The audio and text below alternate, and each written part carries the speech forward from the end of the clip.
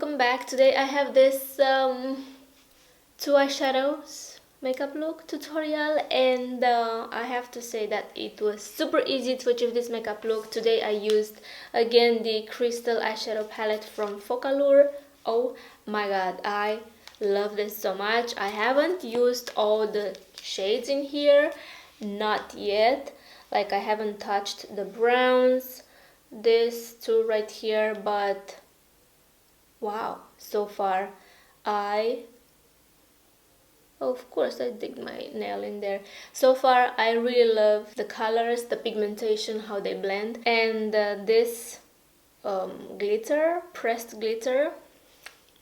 Wow, I love how this turned out. It's super easy to achieve, but it took me 2 hours. So I guess that's not the definition of easy, but it's super easy. I mean, you just blend 2 colors, then you do the lines, and then you add more color.